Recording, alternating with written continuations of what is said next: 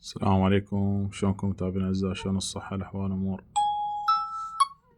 اليوم جبت لكم طريقة الكبسة مالت الدجاج.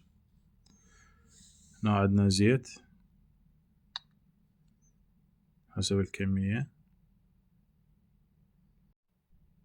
هنا مثل ما قلت لكم ضفنا زيت. هنا عندنا بصل وطماطة وبتيتة، يعني خضروات لا تتغيدون بيها بس حسب الرغبة يعني، بس زين يعطن طعم طيب بصراحة يعني.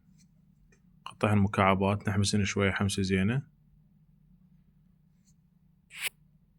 طبعا هاي الطريقة عادي تخلي مي حار مي بارد كل نفس الشي، ما عليه اشكال، بس شنو نحمس الدجاج حمسة زينة. انا قلت لكم نحمس الخضروات شوية، يعني البتيتة تظل يعني واقفة الصراحة شوية. والبهارات بسيطة يعني كركم، فلفل اسود، ملح حسب الرغبة، وليمون بصرة. اكو باقي اضافات مثل كاري اي شي يعني اعتيادي بكيفكم. هنا عندي دجاجة مقطعها حسب الرغبة، تريدون نص دجاجة كاملة نفس الشي بس تقطيع احسن. هنا احمسها شوية تتلابس.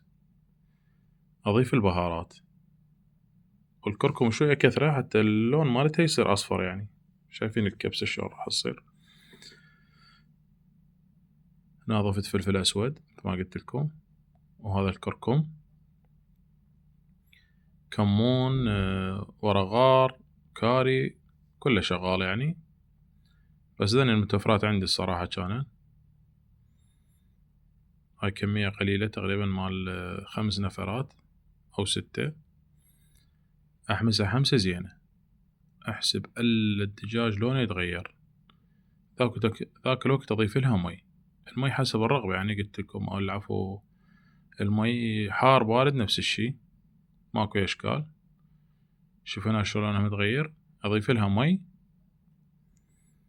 انتظرها تقريبا نص ساعة. ورا النص ساعة راح أشوف اللحم مستوي، يعني شلون مستوي 90% مثلا. شوف شلون. هنا عندي التمن بسمتي، أنا قاعد تقريبا نص ساعة، يعني إذا بعد الحمس أنا قاعد التمن مالتها اعتيادي. والملح ضفته ما قلت لكم، طبعا الملح شي أكيد، ما ضفت لا ماجي ولا أي شي صراحة، قلت لكم كانت بس هالغراض متوفرة عندي. هذا التمن منقعة نص ساعة أني بسمتي. أحركها شوية مرة مرتين ثلاثة حتى شنو تتلابس المواد، وأعوفها ألا تقوم تطلع فقاعات، بس كل 5 دقايق هيجي أحركها شوية حتى شنو لا تلزق. مو تحريك قوي، خفيف على نار متوسطة، مو عالية. شوفنا شلون كانت تطلع الفقاعات. هنا راح أخليه بعد ألا ينشف بعد شوية المي مالته، أهدر عليه التهديرة من ربع ساعة ل25 دقيقة. زين أنا تقريبا هدرته 16 دقيقة تقريبا بالضبط، على نار ناصية. شوف شلون قامت تطلع فقاعات، وأكبسه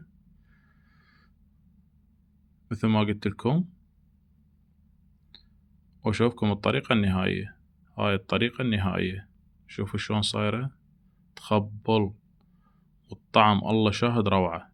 وشوف التمن زين، وألف عافية، وتدللون علينا. وش تريدون بالتعليقات اكتبونا وتدللون. شوفوا الدجاج هاي بالخاشوقة يتفلش خاشوقة.